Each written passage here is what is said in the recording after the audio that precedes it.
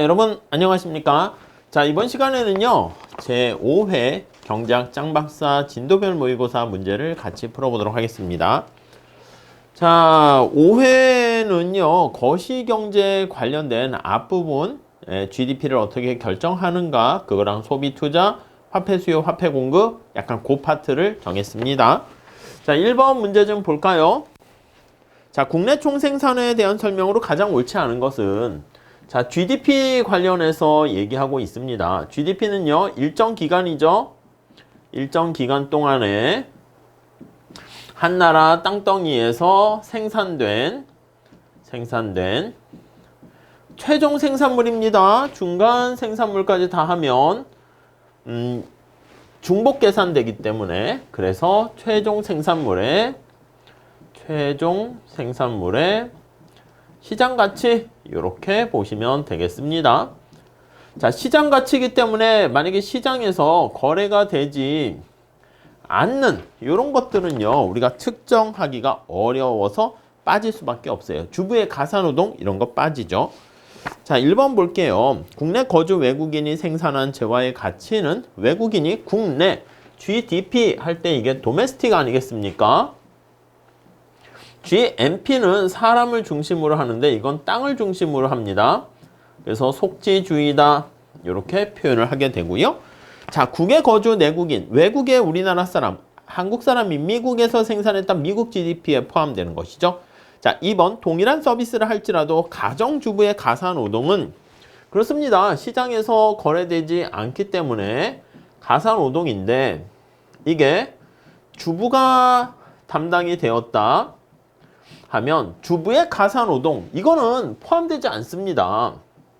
근데 그게 아니라 집안일을 했는데 거기 나와 있는 것처럼 가사도우미다, 이렇게, 그러면 대가를 주고받지 않습니까? 그러면 여기 나와 있는 가사도우미의 가사노동은 GDP에 포함이 됩니다.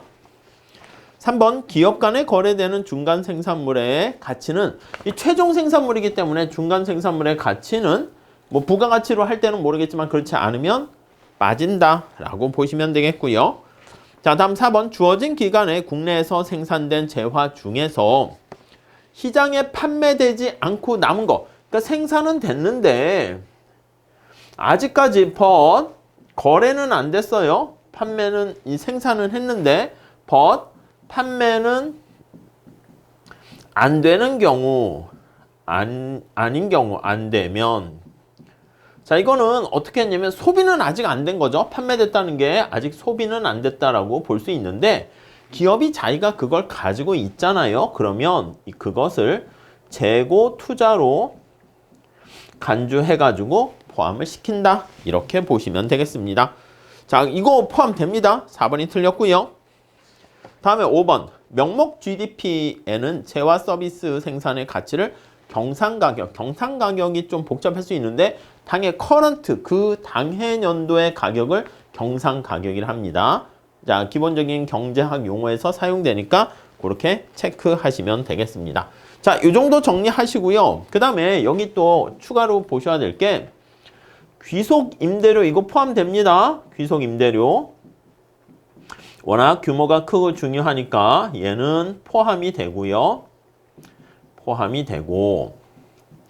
그 다음에 농부의 자가 생산, 농부가 생산해서 자기 입으로 들어간 거, 그것도 포함됩니다. 농부의 자가 생산, 요거 포함이 됩니다. 오케이? 그 정도 봐주시면 되겠습니다. 자, 다음 2번 문제 같이 한번 풀어보도록 하겠습니다. 2번. 자, B국의 명목 GDP가 2020년에 1000억 달러인데 25년도에 3000억 달러로 증가했습니다. GDP 디플레이터가 100에서 200으로 증가했을 때 실제 GDP는 어떻게 되니? 간단한 거죠. 근데 여러분 이거 잘 보셔야 됩니다. 계산하는 거 자주 출제가 돼요. 자, 이걸 우리가 기준 연도를 여기 T가 제로라 할게요. 여기는 20년도일 수 있고요. 25년도가 비교 연도입니다.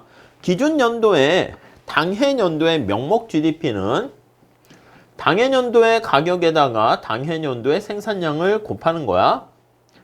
P0, Q0 이렇게 되는 것이고요. 자, 비교 연도의 명목 GDP는 이렇게 P1, Q1 이렇게 됩니다. 오케이? 자, 실질 GDP는 어떻게 됩니까? 라고 하면 실질 GDP는 국민 소득이 얼마나 증가했나 그걸 보려고 하는 건데 명목 GDP로 계산하게 되면 아시겠지만 Q 때문에 커졌는지 P 때문에 커졌는지 알 수가 없잖아요. 그래서 여기 나와 있는 당해 연도의 물가 여기서는 기준 연도랑 요게 똑같으니까 P0 그냥 가져오고 요거요 P0 그냥 가져오고 그 다음에 여기다가 Q0를 곱해주고 Q1을 곱해주면 이게 실질 GDP입니다. 자, 그래서 기준 연도에는요 명목과 실질이 똑같아요. 그래서 이걸 분모분의 분자 이렇게 명목 GDP를 실질 GDP로 나누게 되면 이게 GDP 디플레이터 이렇게 되는 거 알 수가 있습니다. 오케이? 자, 여기서도 이렇게 계산을 하시면 되겠죠. 그래서 우리가 기준 연도에는 GDP 디플레이터가 그냥 똑같아요. 값이 명목과 실질이. 그래서 곱하기 100을 하면 100, 기준 연도를 100으로 상정하게 되죠. 자, 여기 주어진 값들을 대입을 한번 해보겠습니다. 자, B국의 명목 GDP가 1000억 달러, 1000이라고 쓸게요. 이렇게 되어 있고요. 1000. 2025년도에 3000억 달러로 증가했습니다. 요게 3000 이렇게 증가했습니다. 자, GDP 디플레이터가 100에서 200으로 증가했습니다. 이거 값은 당연히 얼마라고요? 100이고요. 요거 값을 이렇게 계산을 했더니 얘가 200이 되었다. 이렇게 보시면 되겠습니다. 자, 그랬을 때 2020년 대비 실질 GDP는 어떻게 되겠습니까? 라고 하면은요. 얼마나 증가하겠습니까? 라고 하면요. 얘도 당연히 얼마가 되겠습니까? 1000 이렇게 될 것이고요.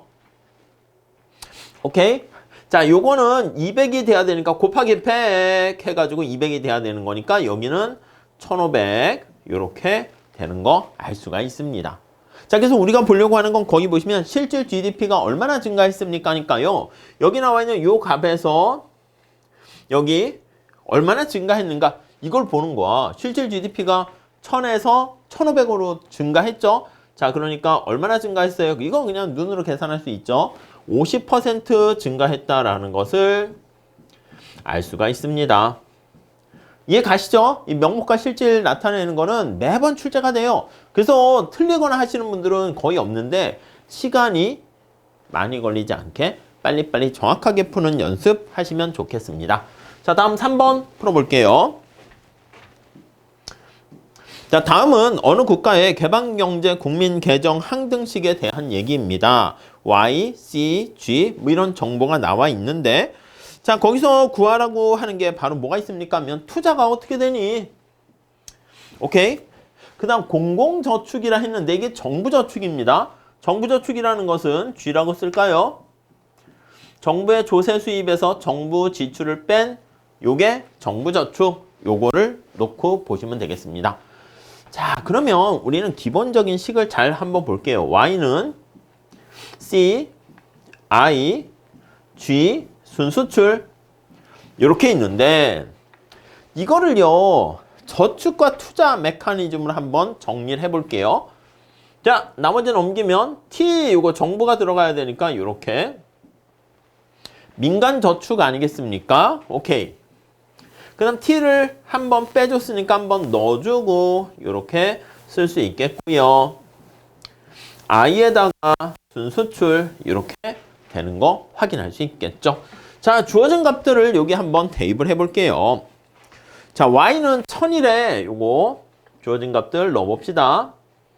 1000 Y는 1000이래요. 1000 이렇게 자, C 플러스 G가 거기 보니까 800 이렇게 있네요. 이렇게 쓸까요? 얘와 얘가 800 이렇게 있고요. 그 다음에 Y-T-C 그게 이거 아니겠습니까? 이게 얼마래? 100이래요. 살짝 이렇게 합시다. 요게 100이라고 합니다. 100. 주어진 값들을 먼저 살짝 넣어볼게요. 그 다음에 x-import 순수출이죠. 순수출 값이 200 이렇게 있습니다. 요게 200 이렇게 있습니다.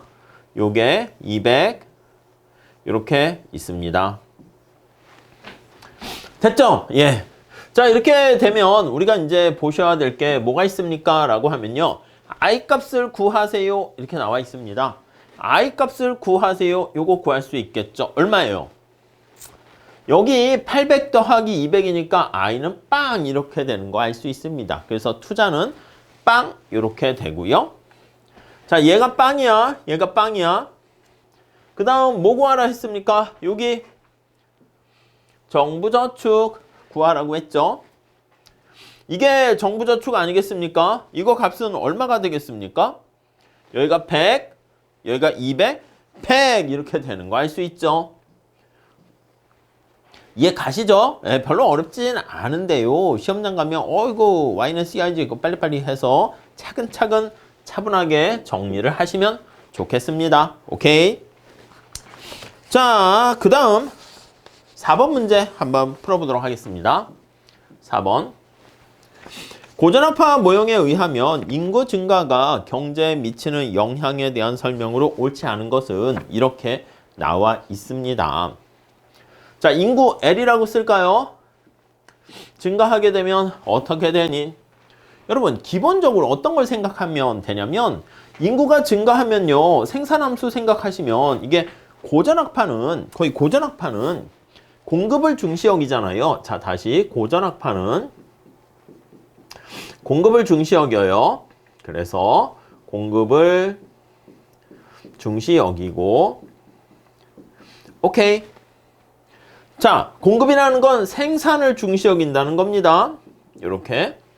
자, 노동을 투입하면 생산함수에 의해서 Y가 증가합니다.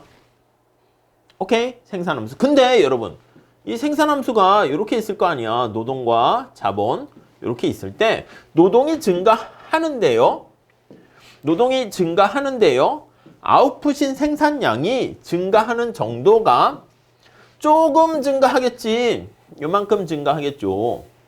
왜요? MPL이 체감하니까. 이해 가시겠죠? 체감해서 이렇게요. 자, 그래서 거기 나와 있는 것처럼 다음 중 옳지 않은 것은 이렇게 했습니다. 증가하긴 증가하는데 1번 볼까요? 1인당 실질 GDP는 아니 여러분 1인당이니까 소문자로 쓸게요. 1인당 실질 GDP 전체 명목 GDP를 L로 나누게 되는 겁니다. 자, 그때 노동이 증가했는데 얘도 증가하는데 조금 증가하면 얘는 어떻게 감소한다니까. 이해 가시겠습니까? 그래서 1인당 GDP 값이 하락하는 거 알 수가 있습니다. 1번이 틀렸어요. 다음 2번. 고용량이 증가한다. 그렇지. 노동이 증가하게 되면 인구가 증가하면 노동 공급이 증가한다고 보시면 되겠고요. 이쪽에다 할까요? 노동이 있고 소문자로 실질임금이라 할게요. 실질임금. 자, 노동에 대한 공급이 증가한단 말이에요. 이렇게 있다가 공급이 증가합니다. 노동의 수요는 이렇게 있고요. 자, 그러면 여기 상황에서 A점에서 B점으로 가지 않겠습니까? 그 GDP는 어떻게 되겠습니까? 여기 GDP는 증가하는데 그리고 고용은 증가하는데 임금은 어떻게 되겠습니까? 임금은 실질임금은 하락한다. 이렇게 할 수 있겠죠. 자, 실질임금 하락, 고용량 증가. 그리고 이게 생산이 증가하니까 이게 생산 증가하는 거 아니겠습니까? 우리가 ADAS로 하면 AS가 우측으로 이동하게 되면 오케이? 그러면 물가도 하락한다. 뭐 그렇게 볼 수가 있겠죠. 총생산 증가 다 맞습니다. 오케이? 어렵지 않죠? 천천히 고전학파 모형 잘 체크하시면 되겠습니다. 자, 다음 5번 한번 풀어보도록 할게요. 짱박사 완전고용 국민소득이 900이고요. 한계 소비 성향이 이렇게 쓸까요? 완전고용 국민소득이 900이고요. 한계 소비 성향이 0.8이야. MPC라고 할게요. MPC가 0.8입니다. 비례소득세율이 0.25, 25%야. 0.25 이렇게 되어 있고요. 디플레이션 갭이 41대. 여러분 우선 케인전의 크로스 다이어그램 요걸 좀 생각하셔야 되겠습니다. 자, 45도선 이렇게 있고요. 완전고용 국민소득 수준에서 더 이상 갈 수가 없는 거 아실 거예요. 오케이? 자, 근데 완전고용 국민소득이 얼마라고요? 얘가 지금 900 이렇게 되어 있습니다. 자, 근데 디플레이션 갭이 40이다. 여러분, 디플레이션 갭이라는 것은 총수요가 이렇게 생겨 있는데 그거보다 총수요가 지금 부족한 겁니다. 이게 Y는 CIG 이렇게 되는 거잖아요. 그래서 여기 보시면 요 차이 요걸 디플레이션 갭이라고 얘기합니다. 그래서 디플레이션 갭. 그러니까 보통은 이제 정부 지출을 얼마나 증가시켜야 합니까 하면 이만큼 증가시켜야 된다라고 보시면 되겠고요. 자, 반면에 여기 나와 있는 것처럼 GDP 갭 해가지고요. 이렇게 나타나는 차이점. 이게 이제 경기 침체 갭 또는 GDP 갭 이렇게 표현을 하게 되는 것이죠. 자, 그래서 여기 보시면 얘를 델타 Y라고 할게요.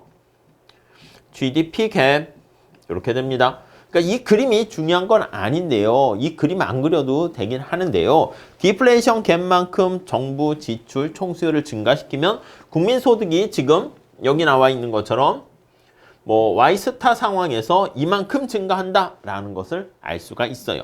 자, 그러면 우리가 이렇게 볼 수 있겠지. 국민소득은 얼마나 증가합니까? 라고 하면은요.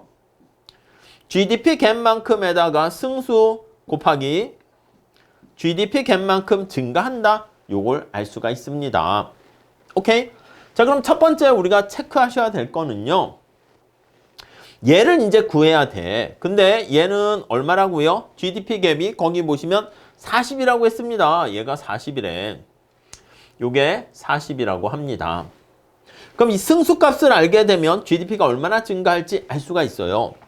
승수값은요. 여기서 값을 구해낼 수 있겠죠. 승수 공식 1 한계 소비 성향분의 1 세율분의 1 이렇게 된다고요.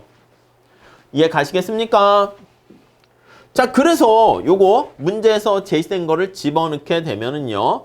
1 0.8 그 다음에 0.1-0.25 분의 1 이렇게 됩니다. 오케이?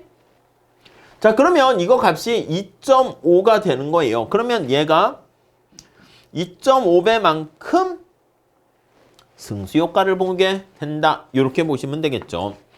자, 그러면 우리 알 수 있는 게 여기 나와 있는 것처럼 GDP 갭이 지금 40 나와 있어요. 2.5배만큼 됩니다. 그러면 얘가 100만큼 차이가 날 거라는 거 우리가 알 수가 있겠고요. 요거 이해 가시죠? 그러면 지금 현재 국민소득이 900인데 얘가 100만큼 차이가 나니까 얘는 얼마였겠습니까? 800. 현재 국민소득이 800이라는 걸 알 수가 있겠죠. 여기서 뭘 물어봤습니까? 현재 국민소득이 얼마니? 이렇게요. 그러니까 시험 문제에서는요. 여기 나와 있는 것처럼 요걸 물어보면서 얘를 얼마나 증가시켜야 되니? 아니면 승수값을 하면서 지금 이렇게 되어 있을 때 비례세를 상정했을 때는 승수가 2.5다 뭐 이런 식으로 나오게 되면서 요 t값을 구해라. 그렇게도 나올 수 있으니까 요 관계식을 잘 좀 체크를 하시면 좋겠어요. 승수 구하는 공식 가장 복잡한 공식 있잖아요. 그걸 머릿속에 암기하시면 좋을 것 같고요. 차차 그런 것도 더 문제로 많이 보실 기회가 있을 겁니다. 자, 이렇게 정리하시고요. 다음 시간에 6번 같이 풀어보도록 하겠습니다. 감사합니다.